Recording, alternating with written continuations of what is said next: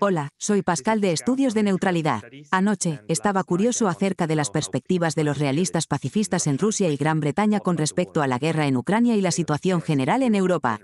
Así que tuve una conversación con Dmitry Trenin y Anatol Levin. Ambos han pasado décadas trabajando en la seguridad de Europa del Este. Dmitry Trenin fue el director del Centro Carnegie de Moscú. También sirvió en las Fuerzas Armadas soviéticas y rusas de 1972 a 1993.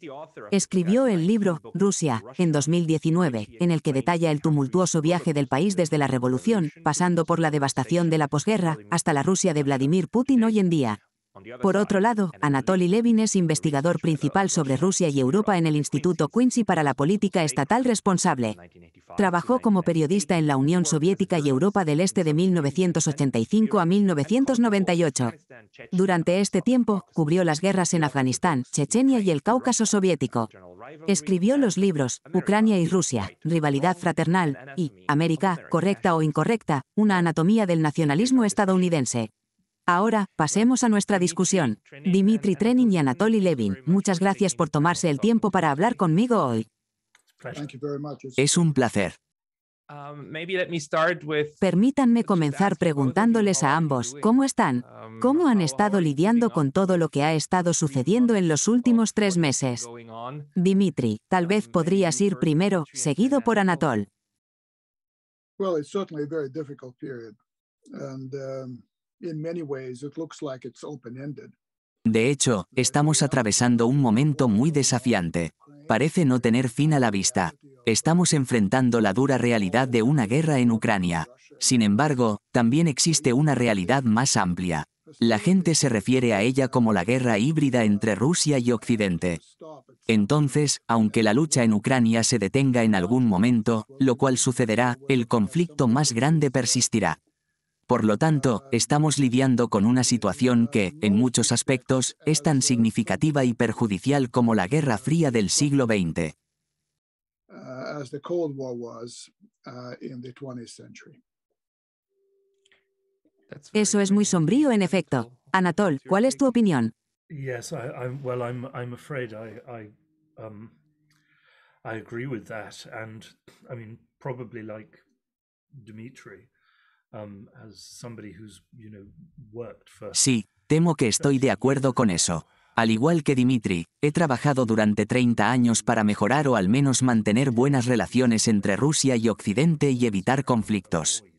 Esta situación es realmente una tragedia personal para mí. Siguiendo el punto de Dmitry, si consideramos la analogía de la Guerra Fría, aún podemos intentar evitar que una situación negativa se convierta en algo completamente catastrófico. En otras palabras, Dmitry tiene razón. Es probable que la Guerra Fría más amplia continúe. Esperemos que no se intensifique en un conflicto directo. Becoming the completely, catastrophic. In other words, I'm afraid Dmitry's quite right. The wider, not hopefully, I mean, pray God, not direct conflict, but Cold War. Por supuesto, incluso durante la Guerra Fría, hubo eventos significativos. En primer lugar, lo más importante es que logramos evitar un desastre nuclear, aunque estuvimos peligrosamente cerca algunas veces.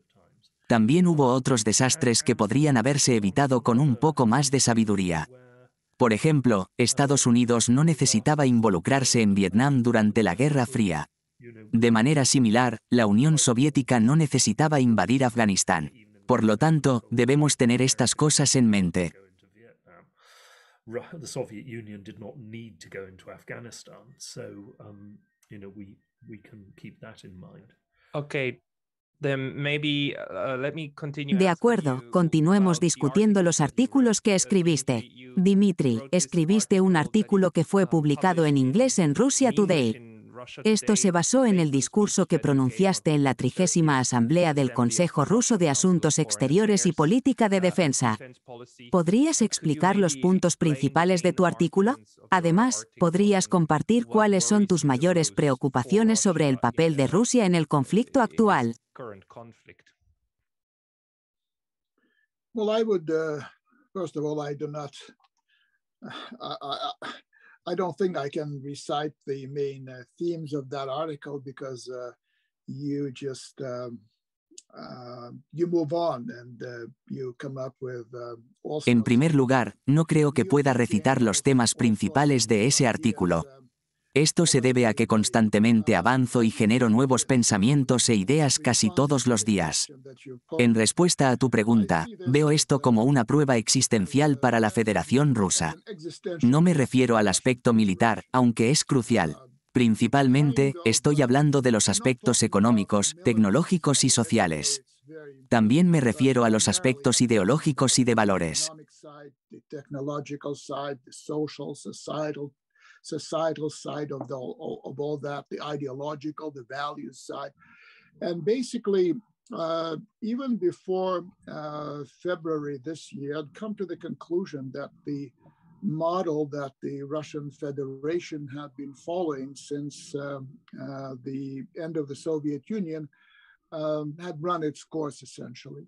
That we as a nation would not be Incluso antes de febrero de este año, había concluido que el modelo que la Federación Rusa había estado siguiendo desde el fin de la Unión Soviética había agotado su curso. Creía que nosotros, como nación, no podríamos progresar mucho sin cambios significativos en nuestras operaciones económicas. La composición y el comportamiento de nuestra élite también eran motivo de preocupación. La ausencia de valores sociales fuertes era un problema importante que se estaba volviendo cada vez más importante. Las relaciones de Rusia con el resto del mundo también desempeñaban un papel en este panorama más amplio. Por lo tanto, considero la situación actual como una prueba significativa. No se trata solo de Ucrania o del ámbito militar, sino de una perspectiva más amplia.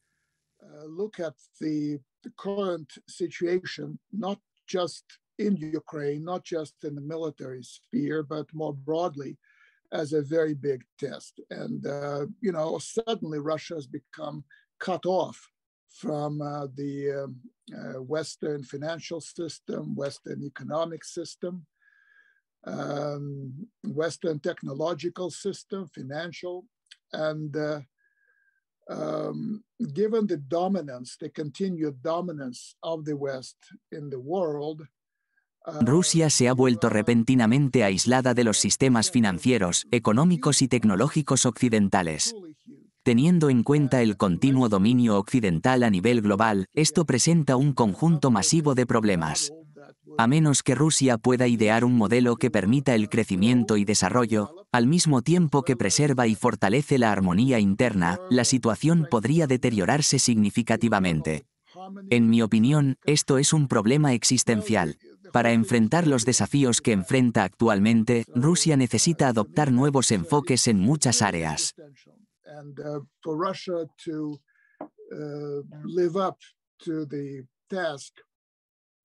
That it faces today, it needs, in many ways, new approaches, just anywhere you might look.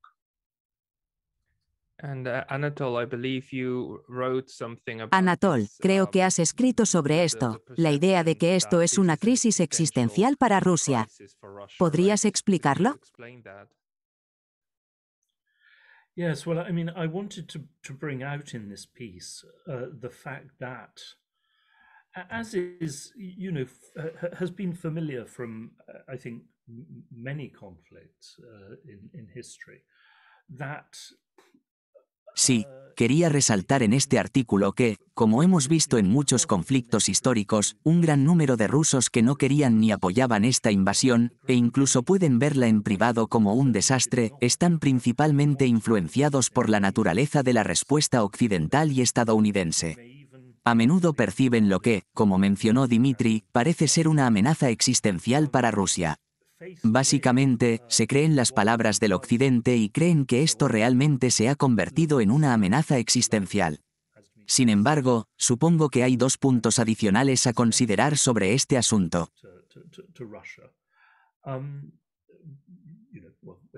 Essentially take elements of the West at their word, and also believe that this has become an existential threat. I mean, on that score, I suppose there are two things to be added, though. The first is that As a European, I mean, a kind of European, if a Brit is still a European, I have found. En primer lugar, como europeo, o más específicamente como británico, si aún nos consideramos europeos, he encontrado bastante decepcionante el enfoque de toda Europa occidental. No se trata tanto de su respuesta desde que comenzó la guerra, sino más bien de su postura previa a la guerra, e incluso hoy en día. No es del todo preciso decir que la mayoría de los líderes de Europa occidental, como Macron, Schulz y los italianos, querían o ven actualmente esto como un conflicto existencial. Ha habido mucha discusión sobre encontrar un compromiso o una forma de poner fin a la guerra. Sin embargo, nunca han estado dispuestos a desafiar verdaderamente a Estados Unidos en este tema o desafiarlos abiertamente. Esto ha resultado en una sensación de ineficacia y falta de poder por parte de Europa. In the end, they have never been prepared to actually confront America on this, to actually defy America. And so you have this, terrible sense of European witlessness and impotence. The other thing, though, I would just like to add is that while, as Dimitri has said, as I've recognized in other. Me gustaría agregar algo a lo que dijo Dimitri. También he notado esto en otros rusos. Ahora lo ven como un conflicto existencial. Esta perspectiva también se refleja en gran parte de los medios occidentales, donde se habla de una supuesta amenaza existencial rusa para la democracia occidental. Sin embargo, si examinamos la situación militar actual, no es así en absoluto. Este conflicto es más bien una lucha postcolonial por una pequeña cantidad de territorio. En este momento, considerando cómo ambas partes están en un punto muerto, solo estamos discutiendo batallas por alrededor de 6 ciudades de tamaño mediano en el Donbass. Por lo tanto, la situación militar real en el terreno es bastante diferente del contexto existencial más amplio en el que este conflicto ha sido enmarcado por ambas partes. So the military reality on the ground is quite different from, the sort of the wider existential terms in which this conflict has been cast by both sides. Dimitri, do you see it the Dimitri, same way? ¿lo ves de la misma manera? Well, I think that certainly and I said it before, certainly the larger conflict is way bigger than the battlefield in Ukraine. Creo, como he mencionado antes, que el conflicto más grande es mucho más significativo que el campo de batalla en Ucrania. Los problemas en el corazón de este conflicto se extienden más allá de Ucrania. Básicamente, la operación militar especial de Rusia se describe oficialmente como un esfuerzo por liberar los territorios de las repúblicas populares de Donetsk y Lugansk. Este es un objetivo relativamente estrecho. Sin embargo, la realidad de que Rusia esté en conflicto con todo el mundo occidental es mucho más sustancial. Esta situación también es sin precedentes. Rusia nunca antes se había enfrentado a un mundo occidental unificado en su historia. En todas las guerras anteriores de Rusia, solo ciertas partes del mundo occidental se oponían a ella.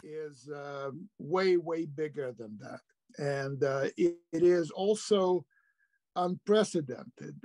Never before in history has Russia faced a unified Western world. In all the wars that Russia fought before, there were parts of the Western world that were against Russia. They were being confronted by Russia on the battlefield, but then there were allies. They were allies during the Napoleonic Wars. Rusia fue confrontada en el campo de batalla, pero tenían aliados. Estas alianzas se formaron durante las guerras napoleónicas, así como en la Primera y Segunda Guerra Mundial. Incluso durante la Guerra Fría, había partes neutrales. Sin embargo, ahora no quedan partes neutrales. Actualmente, Rusia se enfrenta a la oposición de una coalición de más de 40 naciones. Estas naciones están unidas contra Rusia en varios aspectos, incluyendo militar, económico, financiero, tecnológico, político, diplomático e incluso cultural. Como mencioné anteriormente, esta es una situación sin precedentes. La situación actual en Ucrania no refleja completamente la verdadera escala del conflicto. Se extiende mucho más allá de lo que Anatol ha discutido.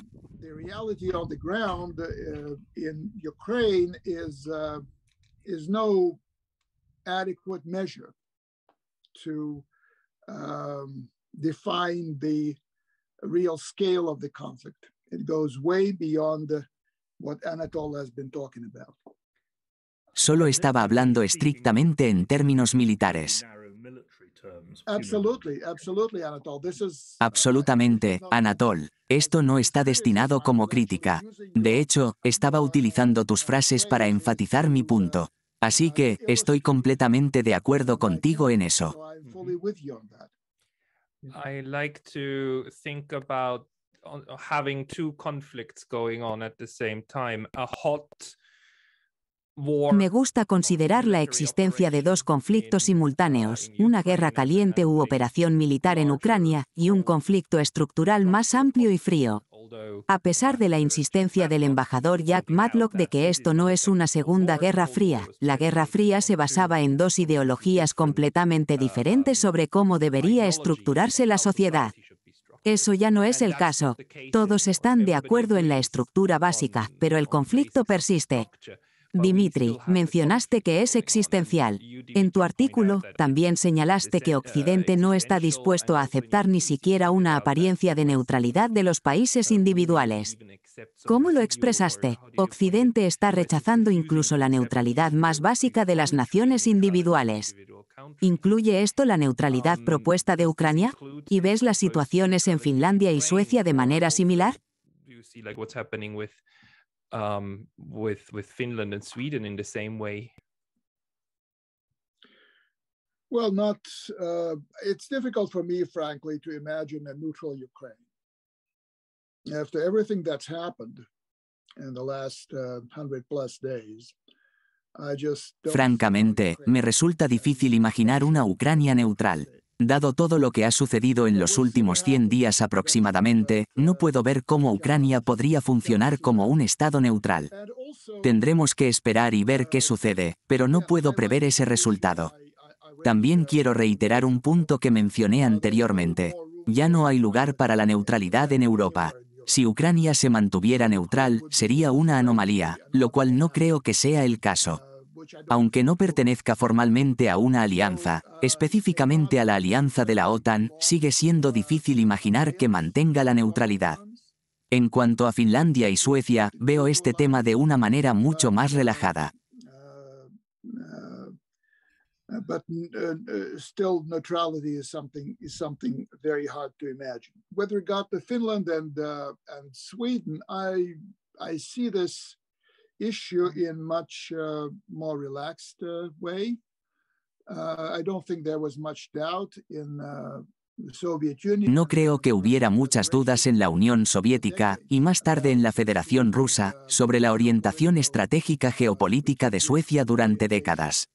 Siempre se ha visto como un miembro no declarado de la alianza de la OTAN. Finlandia, sin embargo, fue un caso diferente. A diferencia de Suecia, Finlandia comparte una larga frontera con Rusia.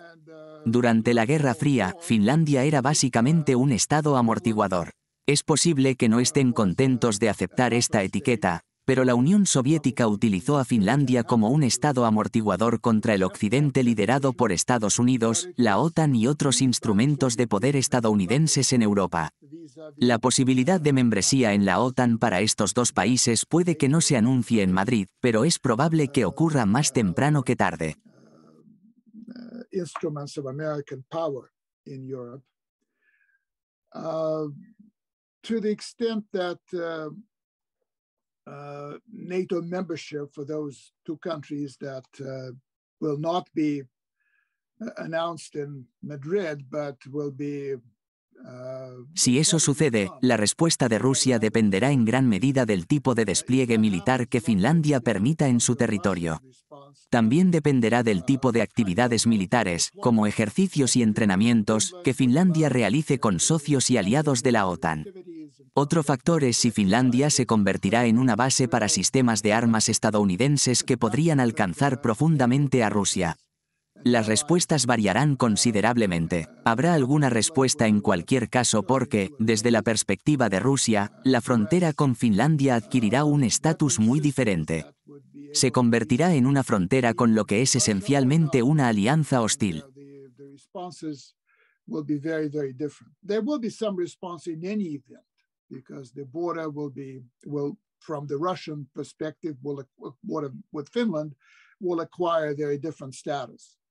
It will be a border with essentially an unfriendly alliance. Esto resultará en más despliegues y un cambio hacia una planificación militar más robusta. También significaría probablemente una mayor dependencia de las armas nucleares. Esto es de esperar de un país que, en términos militares convencionales, está en desventaja en comparación con la alianza de la OTAN a la que se enfrenta. Todas estas cosas son previsibles. Sin embargo, no anticipo algo similar a lo que estamos presenciando en Ucrania. Ucrania no es miembro de la OTAN, ni es un aliado formal de Estados Unidos. A pesar de esto, el país se ha convertido en un campo de batalla. Es un verdadero campo de batalla entre las fuerzas rusas y las fuerzas ucranianas, respaldadas por las Fuerzas Unidas de Occidente. By the United Forces of the West. Gracias por eso. Anatol, ¿te gustaría responder? Actualmente estás en silencio.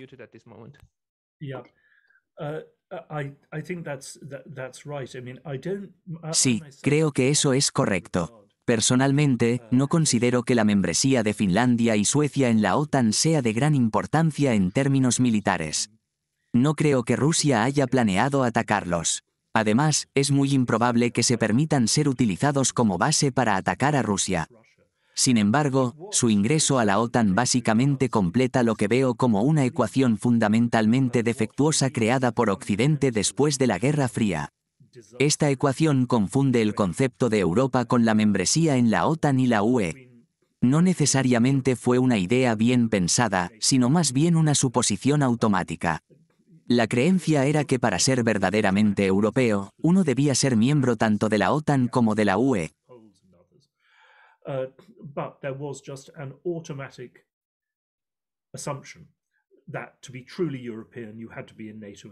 Esto también contribuyó a la innegable necesidad de que los europeos del Este se unieran a la OTAN y la UE.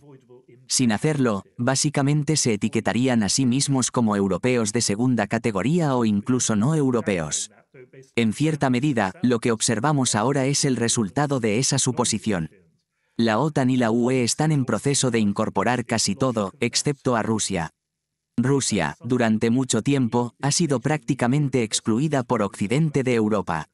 Ahora está sacando conclusiones lógicas de eso.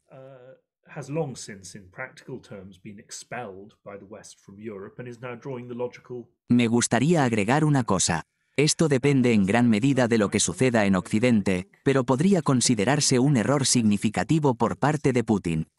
Ayer escuché a un embajador francés discutiendo el estado actual de los asuntos internacionales. Mencionó que todos los gobiernos europeos y las élites liberales están en completa negación. Estas fueron sus palabras exactas. No solo están negando la posibilidad, sino la probabilidad de una victoria republicana en 2024 en Estados Unidos. Existe una alta probabilidad de que Trump pueda ganar. Esta negación surge de su desesperado deseo de creer que Estados Unidos y Europa comparten los mismos valores democráticos liberales.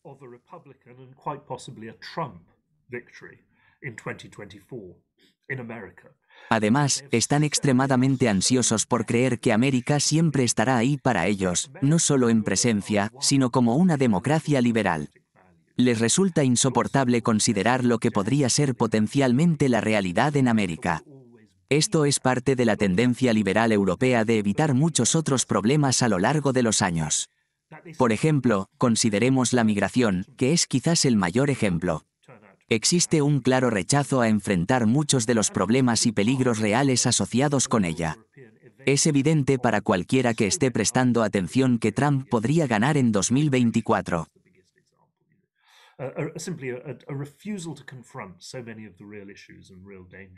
Recientemente he leído una serie de libros escritos por personas serias, no por autores de ciencia ficción o soñadores.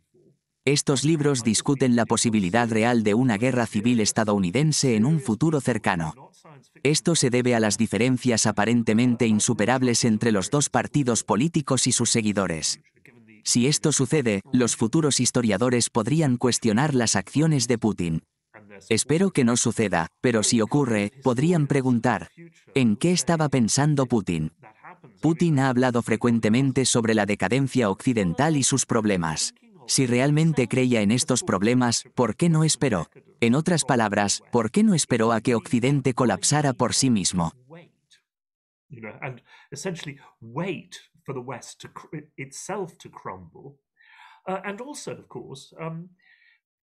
Además, en cuanto a la posible membresía de Ucrania en la UE, personalmente no creo que sea tan probable como se está presentando actualmente. Antes de la guerra, esta posibilidad parecía casi imposible. Por lo tanto, se esperaba en gran medida que Ucrania permaneciera en una especie de limbo, sin estar completamente integrada en lo que llamamos Europa. Esta situación habría brindado numerosas oportunidades para que Rusia mantuviera un grado significativo de influencia en Ucrania, no necesariamente para anexar o tomar el control de todo el país. Sin embargo, como mencionó Dmitry, eso ya no es el caso. Aunque Ucrania podría mantenerse oficialmente neutral, se convertirá efectivamente en un aliado occidental contra Rusia.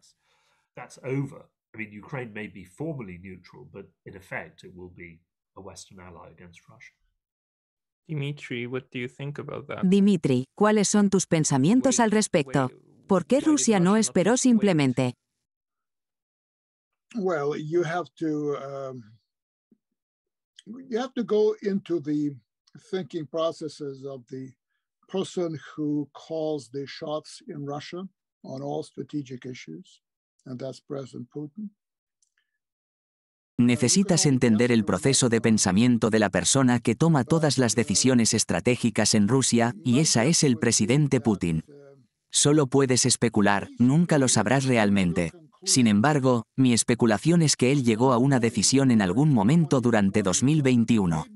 Es posible que ya estuviera inclinado hacia esto incluso antes, pero creo que para 2021 debe haber concluido que el tiempo no estaba a su favor con respecto a Ucrania. Básicamente, decidió intervenir para no dejar el problema de Ucrania a sus sucesores o a la próxima generación de líderes rusos. Creo que expresó lo suficiente como para que podamos reconstruir su línea de pensamiento. Ucrania no se iba a unir a la Unión Europea en un futuro cercano. I think he said enough, I think, for us to be able to reconstruct that line of thinking. Ukraine was not going to be in the European Union anytime soon. Ukraine's membership in NATO was also unlikely because the United States was not going to guarantee with the blood of its own soldiers, if need be, or with its own existence, if need be. La membresía de Ucrania en la OTAN también era dudosa. Esto se debía a que Estados Unidos no estaba dispuesto a arriesgar las vidas de sus soldados ni su propia existencia para garantizar la integridad territorial y la soberanía de Ucrania. Por lo tanto, la idea de que Ucrania se uniera formalmente a la OTAN o a la UE parecía poco probable, al menos para personas como yo. Sin embargo, también estaba claro que el apoyo militar de Estados Unidos a Ucrania estaba aumentando. Esto incluía una amplia capacitación de oficiales militares ucranianos por parte de instructores de la OTAN. Junto a esto, la retórica del liderazgo ucraniano bajo Zelensky se volvió cada vez más enérgica a partir de mediados de 2020. And this was also accompanied by the rhetoric of the Ukrainian leadership under Zelensky becoming more and more strident from somewhere in the middle of 2020. There was a period in 2019 after Zelensky was elected president, during which a window of opportunity appeared to be open. En 2019, después de que Zelensky fuera elegido presidente, parecía haber una oportunidad de comunicación directa entre los dos presidentes.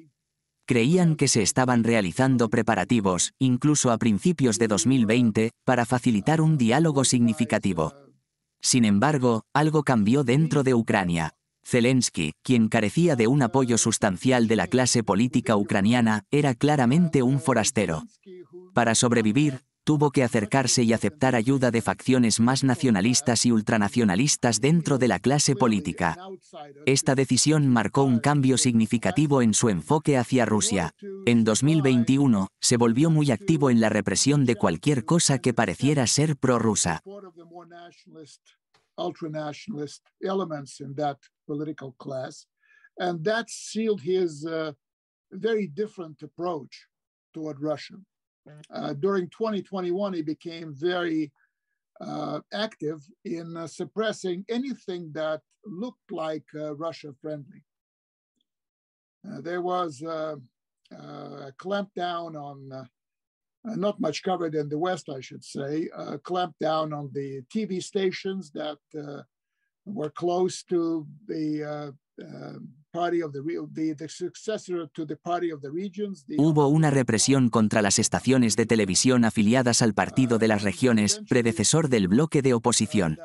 Esto no se informó ampliamente en Occidente. Eventualmente, esto llevó a acciones legales contra los líderes del bloque. Zelensky luego se convirtió en el líder del partido maximalista en Ucrania. Este partido exigió que Rusia dejara de apoyar a las repúblicas de Donbass. También discutieron la recuperación no solo de Donbass, sino también de Crimea como parte de Ucrania. Putin se refirió varias veces a la doctrina militar ucraniana. Esta doctrina permite esencialmente a las fuerzas ucranianas utilizar la fuerza militar para recuperar la soberanía ucraniana sobre Crimea.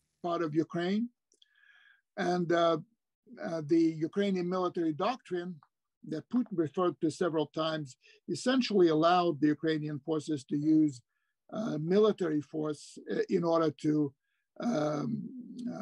restore Ukrainian sovereignty over Crimea. So the combination of those domestic moves and much closer connections between Ukraine and particularly the United States, I think pushed Putin to. Entonces, la combinación de cambios internos y lazos más fuertes entre Ucrania y Estados Unidos, en particular, creo que empujaron a Putin a considerar un enfoque más proactivo hacia Ucrania. Podemos estar de acuerdo o en desacuerdo, podemos cuestionar cada parte de este razonamiento. Pero creo que fue este razonamiento el que quizás culminó en la declaración de Zelensky en Múnich. Esta declaración se hizo solo unos días antes del inicio de la operación militar rusa en Ucrania. Sugirió que Ucrania podría reconsiderar su estatus no nuclear. Creo que todos estos factores se combinaron en la mente de Putin. Esto lo llevó a tomar la decisión y asumir la responsabilidad él mismo, en lugar de dejar la tarea para que la completen sus posibles sucesores. The decision, taking responsibility upon himself and not leaving the job to be done or else by his eventual successors. Anatol, hablemos sobre el aspecto internacional de la OTAN en comparación con la situación interna en Ucrania. Me interesa entender cómo funcionan la política interna en Ucrania y cómo interactúan con Rusia. ¿Cuál es tu perspectiva al respecto? ¿Cuál crees que es más significativo?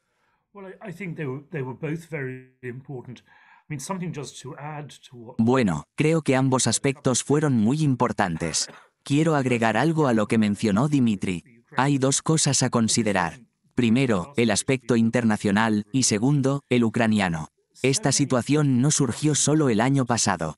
Se había estado desarrollando durante varios años. Muchas esperanzas rusas en los últimos 30 años, incluyendo las del propio Putin, se basaban en la idea de que los franceses y alemanes eventualmente se distanciarían de Estados Unidos. Esto se debía principalmente a los numerosos problemas que Estados Unidos había causado. La expectativa no era un pacto Molotov-Ribbentrop, sino una serie de acuerdos pragmáticos con Rusia.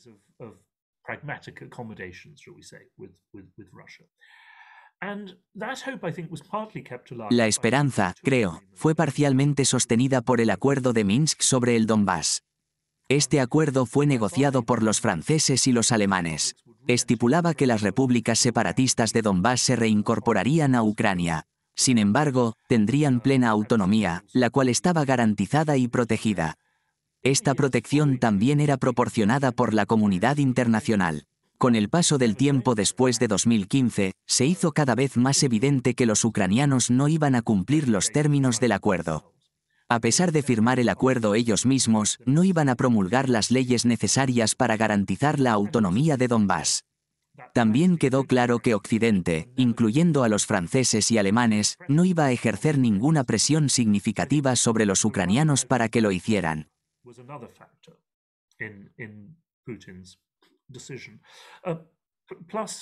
Entonces, creo que el agotamiento de esa esperanza jugó un papel en la decisión de Putin. Además, como mencionó Dmitry, aunque Ucrania no iba a ser miembro de la OTAN, se había convertido en lo que los estadounidenses llaman un aliado no perteneciente a la OTAN significativo en todo menos en el nombre. También estaba fuertemente armada. Otro factor que escuché de altos funcionarios rusos de manera extraoficial es que Occidente ha pasado por alto por completo, e incluso no reconoció en ese momento, que Rusia podría haber tomado fácilmente la mitad de Ucrania militarmente en 2014. Además, había al menos dos fuertes razones políticas para hacerlo. La primera razón era que Yanukovych era, después de todo, el presidente electo de Ucrania.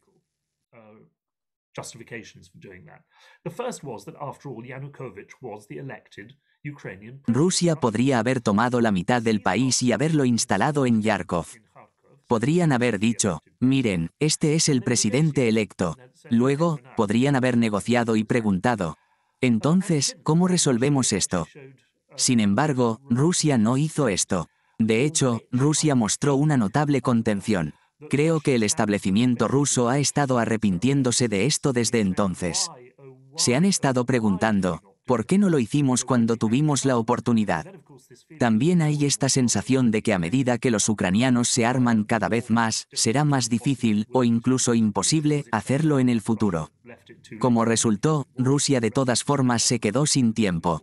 Como vimos este año, ya era imposible.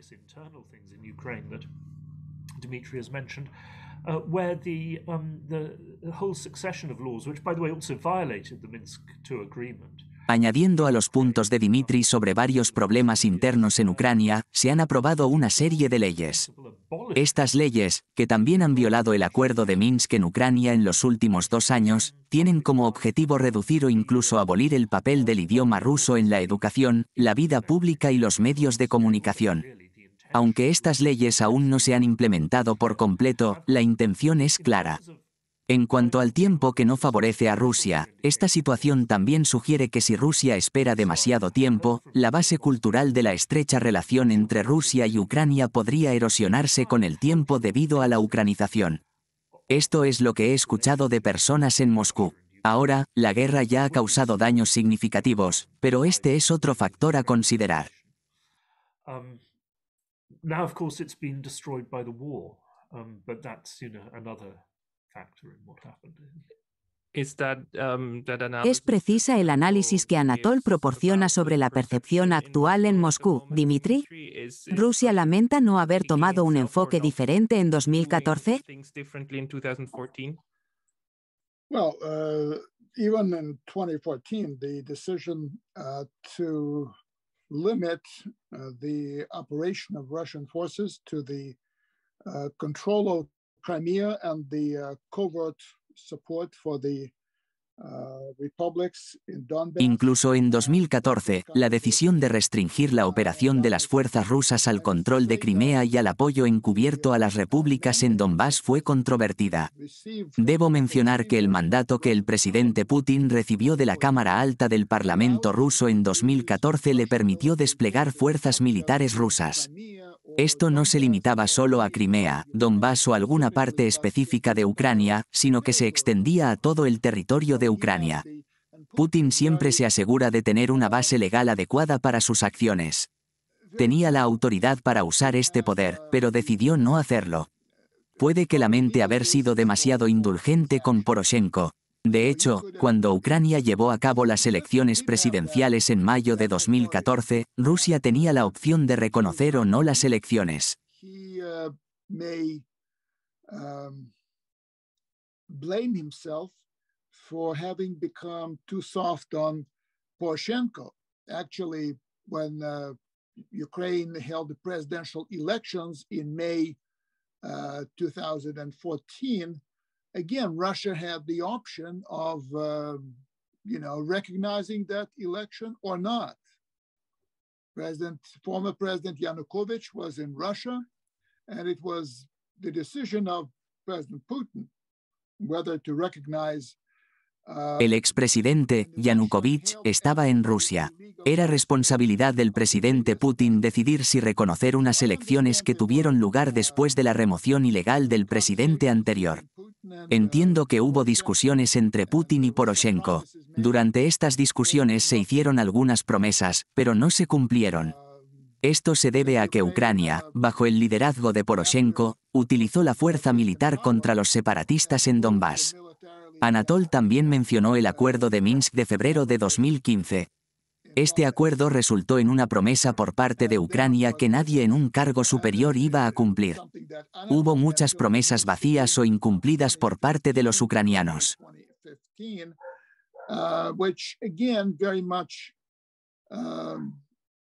Produced a promise on behalf of Ukraine that no one in any senior position in Ukraine was going to fulfill. There was a lot of empty promises or promises not kept, broken by the Ukrainians. And I think this led to this pent-up frustration in the Kremlin. Creo que esto llevó a una acumulación de frustración en el Kremlin no solo hacia el liderazgo ucraniano, sino también hacia el liderazgo estadounidense. Putin es muy cuidadoso al revelar los detalles de sus conversaciones con líderes extranjeros. Sin embargo, mencionó sus conversaciones con el presidente Obama en febrero de 2014. Esto sugiere que Putin sintió que Obama le había hecho una promesa. Putin cumplió su parte del acuerdo, pero Obama no lo hizo. 8 años después, esto contribuyó a la decisión que estamos discutiendo. Hubo muchos factores que influyeron en esta decisión. Anatol y yo hemos discutido algunos de ellos, pero hay varios otros. La decisión fue compleja y, desafortunadamente, la historia no se puede cambiar. Elements that went into that decision, and Anatol and I have discussed some of them. There are several others. It was a complex decision, and history cannot be undone. No, and the European continent doesn't have a good track record. No, el continente europeo no tiene una buena historia de estar en paz consigo mismo. De cierta manera, todos somos europeos defectuosos aquí. Hay un británico que no forma parte de la Unión Europea, un suizo que no es parte de la OTAN ni de la UE, y un ruso que es visto como lo opuesto a lo que la gente imagina que es Europa, aunque creo que eso es injustificado. Pero ¿por qué es que durante siglos nos encontramos en conflictos internos europeos cada pocas décadas? Simplemente no podemos escapar de ello, ¿verdad? Incluso después de la Guerra Fría.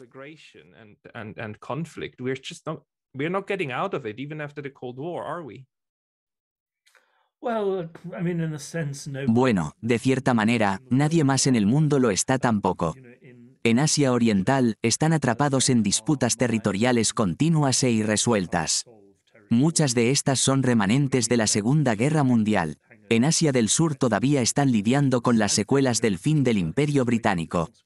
Incluso 75 años después, están luchando con las relaciones entre musulmanes e hindúes, India y Pakistán, así como problemas de frontera, territoriales e identidad. En cuanto a África, es mejor ni siquiera empezar. América del Norte, excepto México, ha logrado evitar estos problemas, en gran parte debido al inmenso poder y unidad de los Estados Unidos.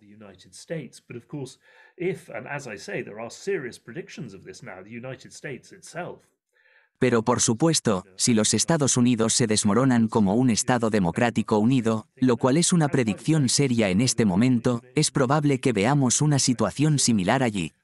Esto recuerda lo que sucedió en la década de 1860 con la Guerra Civil estadounidense.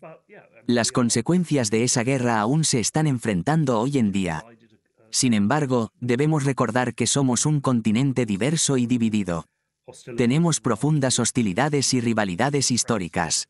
Estas han sido suprimidas pero no completamente erradicadas. También esencialmente nos destruimos en lo que se ha llamado la Guerra Civil Europea de 1914 a 1945.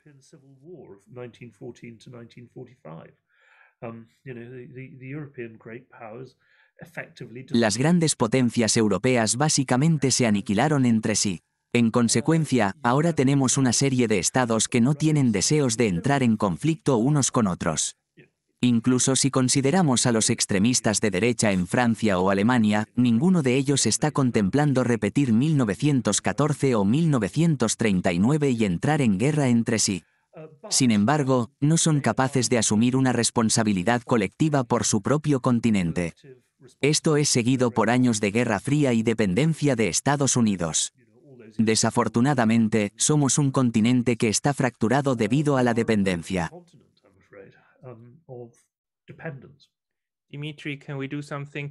Dimitri, ¿podemos hacer algo para arreglar el continente roto? ¿Podemos asegurarnos de que todo esté bien desde Portugal hasta Vladivostok, desde Porto hasta Vladivostok?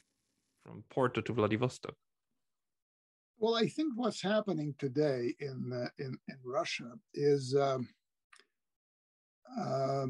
change in the approach to Russia's geography. And I think that the situation in Ukraine, the war that's going on there, is... Creo que está ocurriendo un cambio en la aproximación de Rusia hacia su geografía. La guerra en curso en Ucrania está acelerando este cambio. Después de 2014, el impulso casi históricamente único de Rusia por formar parte de Europa terminó en fracaso. Sus intentos de integrarse con el resto del continente europeo también fracasaron. Como resultado, Rusia se volvió hacia adentro, lo cual creo que fue un cambio significativo en su autopercepción. Lo que veo sucediendo ahora, y lo que espero que se intensifique en los próximos años o incluso décadas, es que Rusia se está distanciando de Occidente, incluyendo Europa.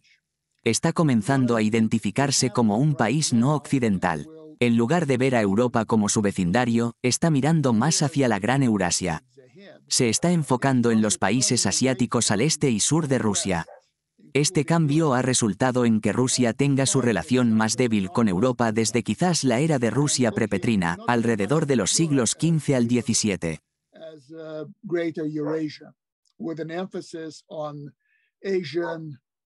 Countries to the east of Russia, to the south of Russia, and having historically the weakest relationship with Europe since maybe the days of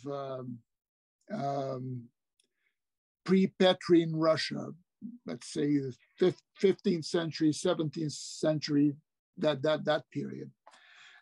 That I think is what is coming, and that will be a big change. Creo que se avecina un cambio significativo. Como mencionó Anatol, los cimientos culturales de las relaciones ruso-ucranianas están experimentando una transformación profunda. Veo un proceso similar ocurriendo entre Rusia y Europa, y está sucediendo en ambos lados. Muchos europeos están excluyendo mentalmente a Rusia de su concepto de Europa de forma permanente. Al mismo tiempo, numerosos rusos, a pesar de su reciente deseo de ser o ser percibidos como europeos, se están distanciando de Europa. Este cambio resultará en una relación muy diferente entre Rusia y Europa a todo lo que hemos experimentado hasta ahora. And this will be a very different relationship, I think, between Russia and Europe than anything we've had so far. Quizás este sea el momento en que finalmente nos demos cuenta de que todos somos eurasiáticos. Después de todo, Rusia, junto con Turquía y otros países, claramente nos conecta. Somos parte de un continente, una vasta masa de tierra. Esto incluso podría ser más desafiante que ser europeo.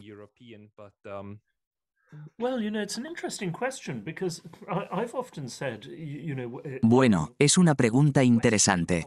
A menudo he mencionado en contextos occidentales donde la gente dice que esta idea rusa del eurasianismo es una de las cosas que separa a Rusia de Europa. He respondido preguntando, ¿acaso no somos todos eurasiáticos ahora? Gran Bretaña tiene una gran comunidad pakistaní e india que mantiene lazos muy estrechos con sus países de origen. De manera similar, Francia y Bélgica tienen grandes comunidades musulmanas del norte de África y Alemania tiene comunidades turcas significativas. Entonces, todos somos eurasiáticos. El impacto de esto en la identidad europea es incierto. Sin embargo, creo que en el futuro, el concepto de una identidad europea unida con Rusia como el forastero se volverá cada vez más complejo y lleno de conflictos. Will also be very, very complicated and conflicted. Dimitri, ¿crees que existe la posibilidad de que nosotros, como eurasiáticos, podamos coexistir con China, India, Rusia y los estados europeos?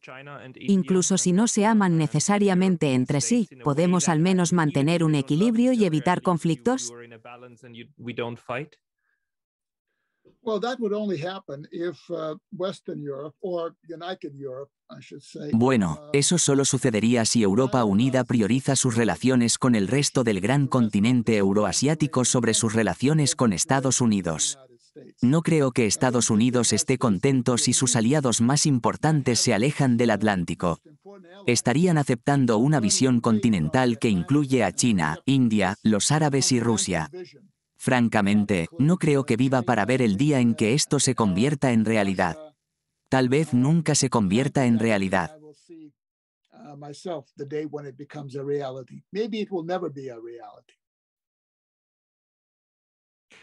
Okay, Caballeros, creo que nos estamos quedando sin tiempo, pero les agradezco enormemente.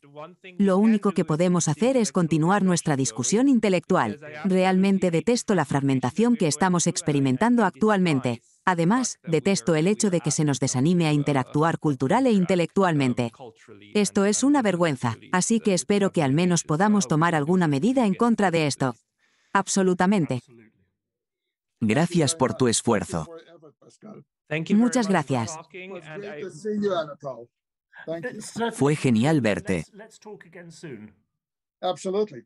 Mantengámonos en contacto, todos. Adiós.